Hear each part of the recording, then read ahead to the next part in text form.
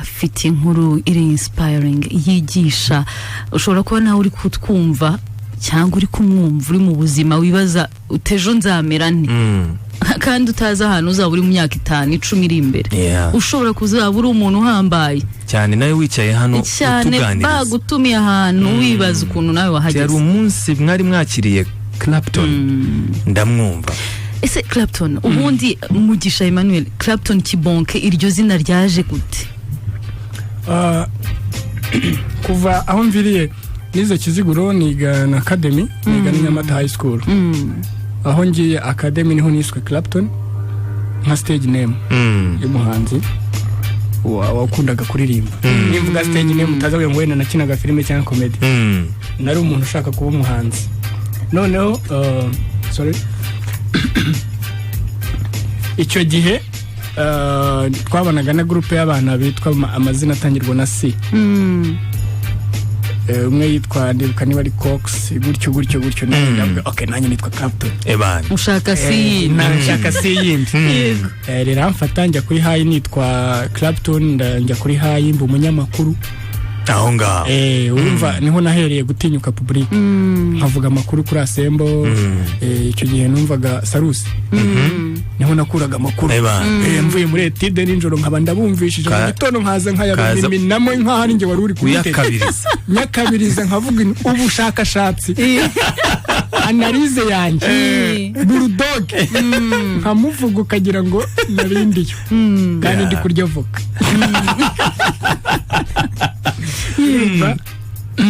Indirimbo ndibuka ko abantu twiganaga barabizi yuko hari indirimbo yaciye kuri Voice of America, ikiganiro cy'urubyiruko cyabagaho.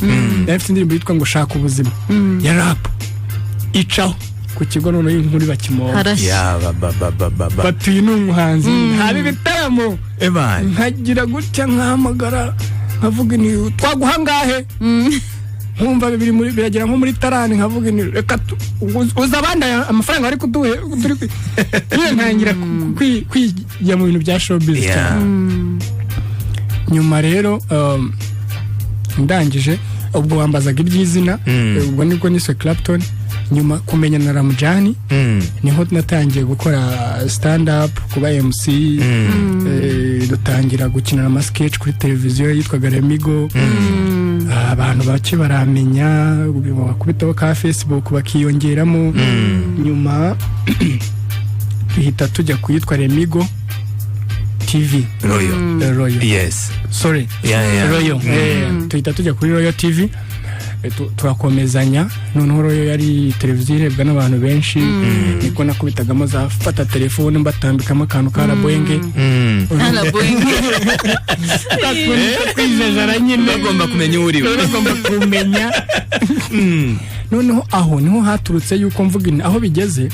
Ndibuka naje kubona ikiraka cyo 25 ku munsi. Ndibuka ndahembwa 80. Yego. Nza kubona ikiraka cya 25 ku munsi. Mbari iminsi ngiye kugikora. Tusezera. Ngire ko isezera. Naragiye. Uravuga ukamambaye. Aha yangiye kuyaheraho nishyura inzu muri art. Nkora ubuhanzi. Njyana iminsi 5 nkora ubusa, uwa gatandatu nkora ikintu gishobora kuza ngira akamaro kuko uri umushahara ntago zarehirira umuntu muri famille, ntuzanantunga ntuzashaka nyine numva nta kintu uzava. Abandi bakambara nk'aka kantu ubona nambaye mu ijosi, ngiye nkakabona mu mafoto. Agashama mwahaza sha ubwo se amafaranga niba bari service zawe ntago nayakura ngo ndagura umukufi. Urumva icyo gihe mita mva mu kazi nita kuri ibyo bya art. Kayumba antwara muri casting kuko twakomeje kuba inshuti. Antwara muri casting baranyanga. Umuntu yarambajije umujyaje yarambajije ngo ushobora ngo kuba waterura umuntu w'ibiri100. Numbire kari muzehe wanje basi. Oya nagare wenda muzehe. Ahubwo muzehe naramushimiye niba ari kumva Kiss FM. Niwe wanyigishije actinga. Nanjye kuvuga ati bagiye kuba n'ibyaha bya data. Nabaye nabivuga ku yindi radio. nuko wenda namushimira muzee niwe wanyigishije acting emotion nyine ibintu bijyanye na acting yarampuguye pe ibyo nakoraga byose byari byo muri church yego kugeza aho muri nawe muri seburikoko niwe yaratwigisha abantu bose twakinanye muri seburikoko turamwubaha cyane anabimenye yagiye aduhugura ibintu byinshi hanyuma ari nako ubwo twacishamo tukamenya ko afite umwana muri mashiri ko bica ubicaga ari nako anganiriza turi ko mfite umuhungu ndamuzi uriya turavugana cyane nuko ati ntiwaterura umuntu uburarone ndavuga ngo oya kwari kuncarenga ingana kuntu abakinnyi baba babonetse noneho ukagira ngo umuntu yikuremo nyine to ntabwo byavamo rero ariko sinacitse intege kuko ntabwo ari ibintu navuye mu rugo mvuga nti nibwo buzima nyine kuko Kayumba we yari umusitari umva saba umusitari muri filime cyokora nkaba nasetsa abantu ariko nkaba nzi gusetsa abantu byo kuganira nk'uko twiterera story hari ukuntu wowe urabizi kwemprovisa nyine biroro noneho umuntu yakuvuga ngo ngaho setsa abantu bikagenda ibibaho ibyo bintu niko rero niyumvagamo iyo mpano yo kuba nasetsa abantu ariko utambwira ngo ngaho basetsa noneho nyuma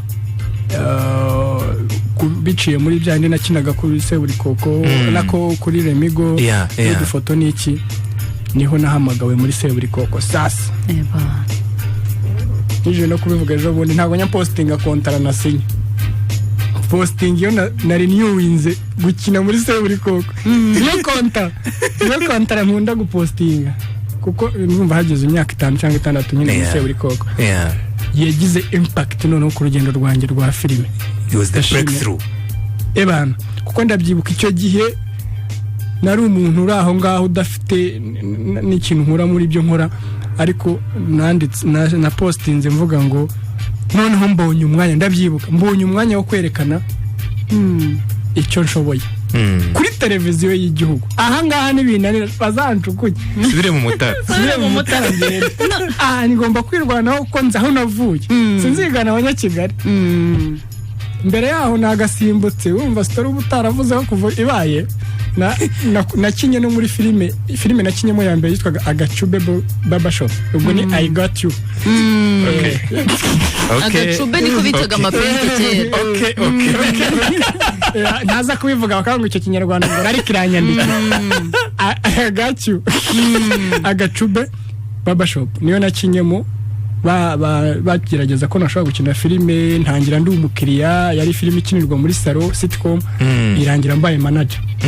None se Clapton Kibonke ryo ryavuye ni dore Kibonke ni izina nahawe muri script ya filime ya Seburikoko.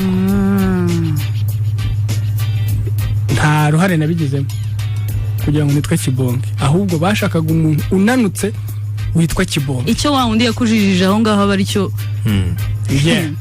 nyuma yo gukora casting y'ubukarani kuko kameme niba barashakaga umuntu uterura muri birijana bana ariko rero nambaye n'imyenda inyegereye nanjye nakoze agakosa hariya hari ukuntu n'umuntu naje kubiteje nsanga narizize umuntu yambara guta umwenda w'amaboko magufi niyo makote turi kubona ubu ngubu atujijisha imbere ariko turabona t-shirt imbere t-shirt hari ikindi none se Clapton mbere yuko dusoza ndabona amasaha adufashe nirihe somo wavuga ngo wize ukiri moto isomo ubuzima bwakwigishije kare isomo uheruka kwiga vuba aha n'indi ryiyongereho uheruka kwiga vuba nahahe isomo nize nkiri mutoya nuko buri umuntu iyo ashomereye mu by'ukuri ku muntu wakozeho nibwo atekereza urugero ntekereza filime nayitekereje muri Guma mu Rugo iyo udafite 5 uyikura utekereza options zigera muri 5 z'ahantu uri bukure 5 ako kanya hakavamo imwe ikaboneka ariko uyifite ntushobora gutekereza niyo mpamvu usanga iyo dufite business hatwe tugitangira hahita mvuga ngo ubwo mfite ibi biri kugenda ngo reka nkore nibi ahubwo nguma muri ibyo ngibyo noneho byandi byaza failing hatekereza ibindi rero kuba muri ubwo buzima byatumye ntekereza ubuzima butandukanye. Ndibuka papa nkigasogondeye namubwiye uko byagenda kose nzanyura kuri televiziyo nari bimubwiye ko yarambwiraga ati nuzana amanota meza ngenda guha amafaranga kujya muri concert ujye kureba ba The Ben urumva we yakoze role ye ama opportunity yo kuba icyo nshaka ikintu namwizezaga yarambwiraga ati ntuzabikirara ndamwe nanjye ikintu nkwizeza nuko nzagira discipline kugira ngo ngere kubyo ngezeho none ahangaha muri art udafite utari creative nta gukura ushobora gukora ikintu gituma umenyekana ariko nutagira creativity kizaguma ari cya kindi abantu bakwibukiraho nutagira discipline uzagwingira uzabigikuri kuko ntawe kuzakuri commendinga for now abantu agiye nkorera nibo bashobora gutuma mbona kandi kazi ahandi ibyo rero nagiye niga mu buzima ni inama nagiye ngirwa n'ababyeyi banjye ku giti cyanjye bagiye bavuga ati uzitware neza ku bantu ntuzatandukane n'umuntu nabi uzagerageza gutandukana n'umuntu neza kandi umuntu uzaguha inshingano uzazikore neza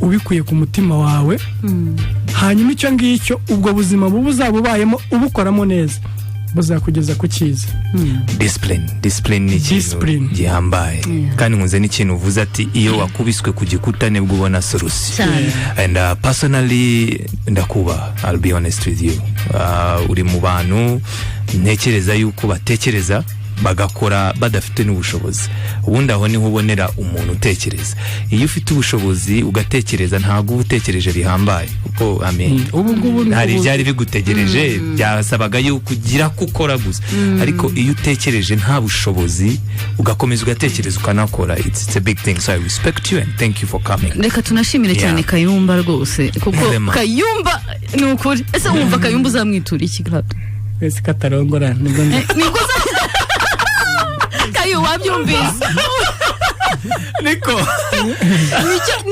nta kintu ubona wakutura umuntu ba muri ghetto